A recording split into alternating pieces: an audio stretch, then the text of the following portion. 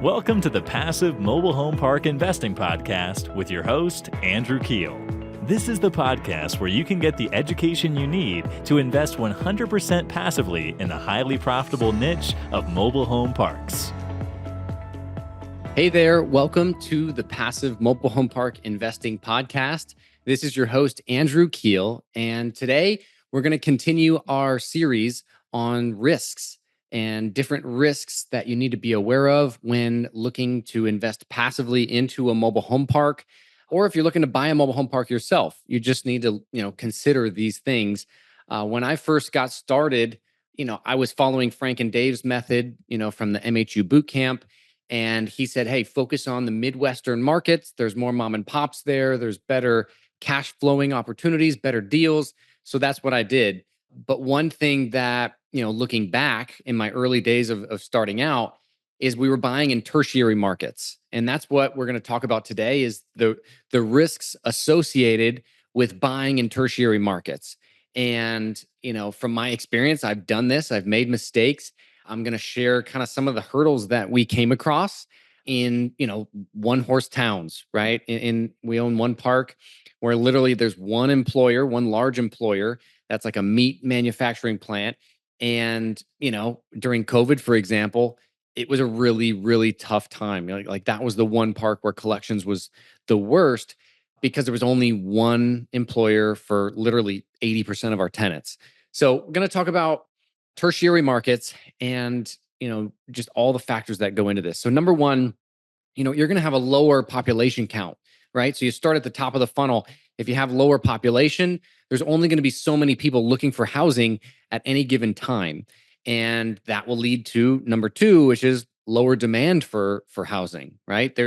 You see it on the news all the time. There's a lot of demand for affordable housing.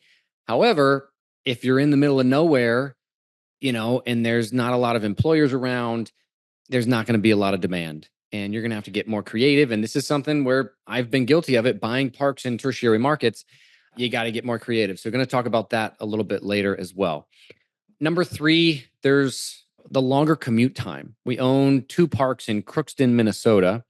And, Crookston has some things going for it, including a university there. But most people commute, we found out when we were talking to our residents, most people commute to Grand Forks, which is about 35 minutes directly west. And that's a long commute for people to get places to get to that big city feel where they have a movie theater, they have a Starbucks, they have, some of those more common amenities that a big city, a bigger city has. So that's really important. Number four, this goes back to the lower demand for housing. Like in Crookston, Minnesota, the first 2 years we owned that property, we were doing a lot of infill and we were trying to sell a lot of homes. And the traditional way to sell mobile homes is on Facebook Marketplace. I mean, to this day, that's where we get 90% of our leads for mobile homes we are selling. However, in this, microcosm of a small town market in Crookston, Minnesota, we had to get hands-on and we started talking to local people that live there, local realtors, other property management companies.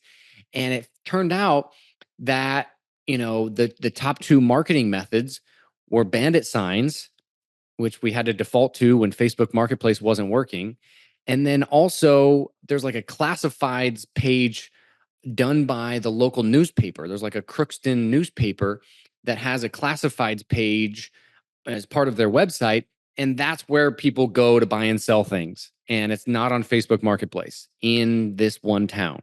So in these smaller towns, you can't just assume that they're going to be the same as anywhere else. You have to really get local, talk to people, and understand the different nuances of that market. So, that's just something that is, could be additional work and time and effort to, need to figure out what works in that specific area within tertiary markets.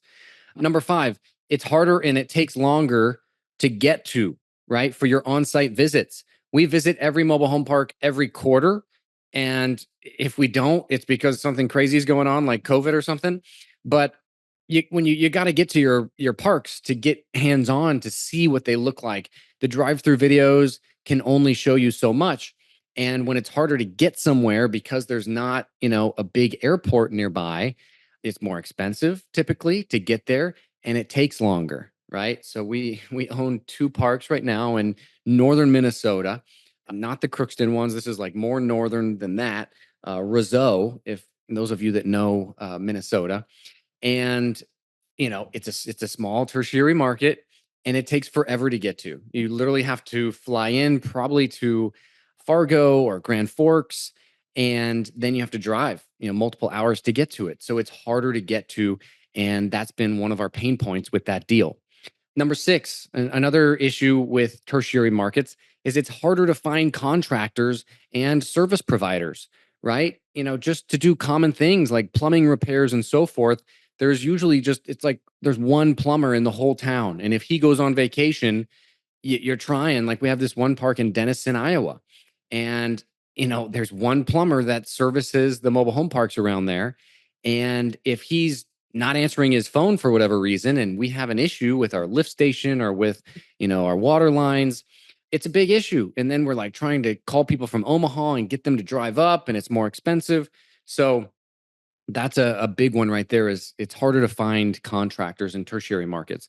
Number seven, it's more expensive when you're doing your CapEx projects like infill and you're trying to fill vacancy. You have to go further away to find homes to bring in, whether they're used homes or new homes, because, with new homes, the manufacturer's plant, is typically going to be further away. They're not going to be in a tertiary market where they're building the homes. It's going to be in like an Elkhart, Indiana, where it's close to Chicago and it's in a hub for a reason. So very important to make sure that you're budgeting that, and that also you do a test ad before you bring the homes in. So, hey, I did a test ad. I got at least 10 people that reached out and had the down payment money before I go and infill and bring in a bunch of homes. That is a deal killer. You got to do the test ad. Another one is there's fewer utility company options. There's really one park of ours that comes to mind, this one in Iowa, Denison, that I told you about. The power bill is very expensive in the power company. Basically, it's a one horse town. It's like a monopoly, and you have to use this one company. And for a single mobile home to have a $300 power bill every month, it limits what we can charge for lot rent and so forth because it still needs to be affordable. So there's weird situations like that where you have like a limited utility options. We have another park in Crookston, Minnesota that I told you about, and it has propane tanks on every lot. So we need to get, a propane company to come out and deliver propane and refill up our tanks. Well, that company is in Grand Forks, which is 35 minutes away. So in order for them to come out to the park, they have to fill up at least two tanks, and the minimum like bill that they'll make it worth the trip has to be $600. So, you know, working that out, is pretty complex. All the logistic components where we have to like tie up, two tenants that need gas at the same time. And what if it's in the middle of winter and you run out of propane? Now your home is getting cold. So you can just imagine all the issues that come with that. So it can be more expensive for your propane, and you may have service providers that are further away, and it's tougher for them to come out. You got to hit a threshold. Number 10, there's little to no sufficient public transportation. And with affordable housing, our tenant base is most vulnerable. They typically need public transportation to get to their jobs. And, with the more of a reliance on cars in tertiary markets, that's difficult because cars are expensive. They're expensive to maintain.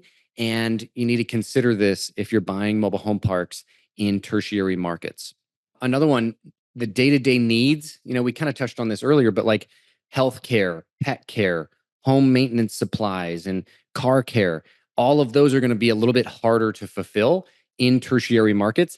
And they may have to, again, commute, a half hour or more to get to a bigger hub that has those big box stores. And outside of that, amenities, like we talked about earlier, like Starbucks or organic food, stores, or less of that in tertiary markets, obviously. And, it's just, I can see where it would be less desirable to have fewer options in these markets. Let alone the cities themselves, right? May not have as big of a budget for their parks and recreation and their playgrounds and their, cultural activities or events and museums, where a bigger town would have that. So it could bring potentially a higher quality of life.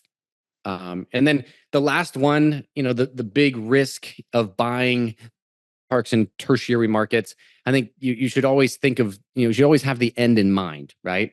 And our model is to buy, fix up, and then refinance into agency debt. Well, agency lenders typically won't finance parks, mobile home parks, that are in tertiary markets. They themselves are staying away from those deals, and that's agency debt. That's Fannie Mae, Freddie Mac, non-recourse. I'll say that again, non-recourse debt, which is really attractive, terms wise, and also to, for your balance sheet. But they won't finance those in tertiary markets. So you got to be, aware of that. And it's always good to ask up front, during due diligence, hey, ask your loan broker, hey, can you run this by Fannie? Can you see if they would finance this deal in this market, XYZ, to make sure that you're considering, when you've added the value, how you're going to exit. Are you going to have to just use the local bank that's going to require recourse debt and is going to have, not as good of terms? Because that may be your only option in a tertiary market. So anyways, if you got value out of this, I would really, really appreciate it if you left us a review. I read every single one of those and they mean the world to me. So thank you so much for watching and have a great day. Would you like to see mobile home park value add projects in progress? If so, follow us on Instagram at Passive MHP Investing for photos and awesome videos from our recent mobile home park acquisitions. Once again, that's at Passive MHP Investing on Instagram. See you there.